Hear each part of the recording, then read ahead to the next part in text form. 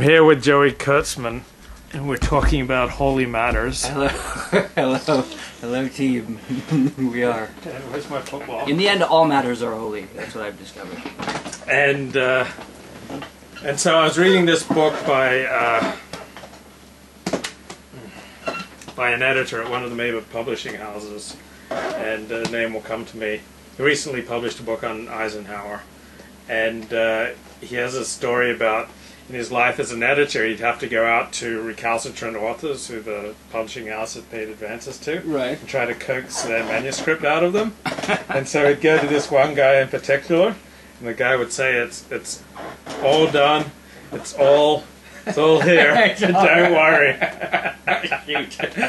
So yeah, when you put it like that, I think that's about as worthless as a tit on a bull. So Joey promised this week that he would come with notes on a piece of paper. So I asked, "Where's the paper? Show me the paper." I said that I'd left what inadequate written notes I had elsewhere, but that I had talking points and questions committed to memory, and that's true. I think. I also did bring, so that I don't have to take any more of Luke's paper towels, and I don't have to lug around a massive towel meant for washing after you get out of the shower.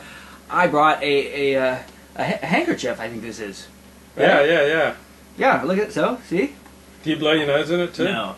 I think that's gross the way people do that. My dearly departed father-in-law, may his name be a blessing, he used to at restaurants. When Joey tries to be pious, I can't.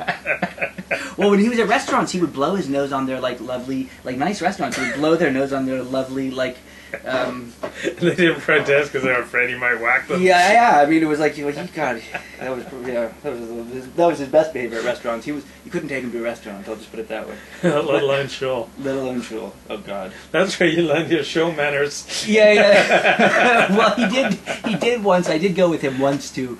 I was inside a shul with him once. It was at a Sephardic shul for the wedding of a friend. And he kept sitting throughout the whole ceremony, the wedding ceremony, saying over again and again, "This is boring! This is boring!" And he kept going. And then every now and then something would catch his attention and he'd talk about it. But no, he wasn't, he wasn't. Some people you leave at home. So I need you to carry us for a minute here while I make a live announcement on my side. That absolutely. So tell me about your week or anything you've been studying. My week, here's something I find interesting. My father-in-law was, unbeknownst to even those close to him, was in sort of a covert acolyte of a Christian Armenian mystic named George Gurdjieff. There was a man in Southern California who was kind of the modern-day disciple and heir to George Gurdjieff, and following through on a promise that I made to my father-in-law, I called this man upon my father-in-law's death, and I am now supposed to meet with this Christian Armenian mystic to, I don't know why, but have a meeting with him. He wanted me to read 9 chapters of a book about religious mysticism first. But anyway, I think that's interesting. I'm kind of looking forward to it. And I think the guy is Jewish, because his name is Arthur, and he speaks kind of like Saul Rosenberg from the Jerky Boys. So yeah. I just did a Facebook update. It's raining, it's pouring, my love life's so boring. and my friend Julie comments, "It's the beard." It's the beard. That's not true, Julie. Chicks dig beards, kinda, depending, on the context. But I think women like beards. I mean, in general. They respond to facial hair. Well, they have not responded in a visceral manner to mine. I'll just put it that way. Well, yours is prophetic. For 10 months, and it is yet to receive a positive response in an empirically verifiable way. Well, empirical verifiability is a complicated thing, but I mean, no, it's a simple thing. A lot of women can say, "I like it, I love it, I admire it," but until they show me that they really care in a concrete, empirically verifiable, falsifiable manner. But look, that's all about just giving them the opportunity. That's all women really want. I am so wide open. Well, Look, I there's many things about life that I do not know, but I think there are. I know. Well, we have to go. We go out clubbing sometime. I think we will get empirical validation so complete that Karl Popper himself would be looking down and saying, "Yeah, that's it."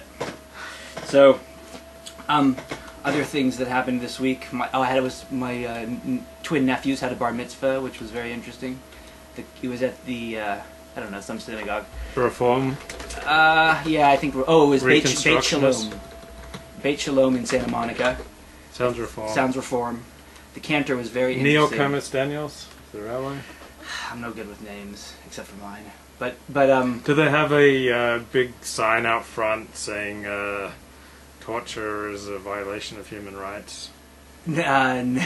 No. If it's on 19th Street and if it's around 19th Street in Santa Monica, that's the one. That may be it. That's an interesting position. I remember I went there and they used to have a tish. Oh, really? Yeah, they call it a tish, and it was like a Friday night potluck meal after services. But like watching Reform Jews try to have a tish. What is a tish exactly? Like tish is where you gather with your Rebbe. It's what the Hasidim do, and he'll make hamotzi and tear off some bread, and then he'll tear bread and throw it to you, and like everyone's like grabs at it, jumping for the rabbi's food, and he'll touch the food and throw it to them, and then does he put some learning on them at least? Or yeah, and he throws in some learning, and it's like it's a huge deal. But do people like scramble over each other for the bread? Yeah, not in a gross way, or depends on. I guess some of them could be gross, but yeah, it's very enthusiastic. But I just don't think that you have the DNA to be a religious person like that. Because I could drop you in the holiest tish in the world, and you just be like, eh. Like there with your towel, wiping your sweat up here. Very scrupulously. And it's like, is it okay if I use my cell phone? No. I hope. Smoking a cigarette. Well, Rebbe, do you have a light? On Shabbos. Well, I've been doing it. I thought it was humorous. I don't know how it played, but when I've been in the recent days when I've been smoking, in the past months when I've been smoking around religious people on Shabbat, I always take my absence by saying to them, the Rambam said it was actually not just permissible, but a mitzvah to smoke on Shabbat. And it's kind of a joke, but supposedly there was like iconoclasts, some like heretics used to argue that. I say it as a joke, but they never seem to enjoy it as much as I enjoy saying it. But so it's not true, Rambam didn't say that, did he? I don't believe he did. It doesn't sound like something the Rambam would say, but... Yeah, I don't think they smoked. Yeah, it's odd. But no, but it was. I liked being at the synagogue. They were Reform or not. They were pretty cool. Were they gay friendly? Oh yes, yeah. Well, and the reason I laugh when you say that is because I was dressed really crazy for one of the things I went to.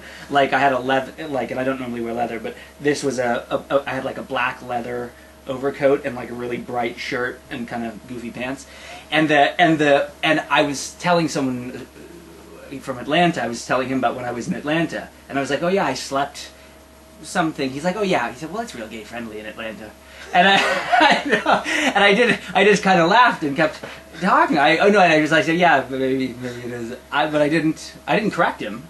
But he was, but it was kind of funny. It's kind of frightening when people can read you like that. It's like, did you see that? They can read you like that. Yeah, I felt like he was staring straight into my soul. Kind of like George Bush and Vladimir Putin. Yes, right. He looked into my eyes and saw I was a poofta. There's this movie about an English teacher who was in his 40s and never married, and he wanted to wait until he was married before he'd have sex with his girlfriend. And he was sitting there with his girlfriend watching the Oscars, and this guy gets up after winning an Oscar and says, "I'd like to thank my great gay English teacher from high school." Oh, I've heard about that one. Keep going. The guy's kind of shocked, and it kind of shakes him up a little bit to be. But I asked someone about it. Turns out he is gay, right? Yeah. Because at first it's like, oh, he just says it out of nowhere, and the guy's like, what the fuck? Yeah. Hell, and then, but he turns out he is gay. Yeah.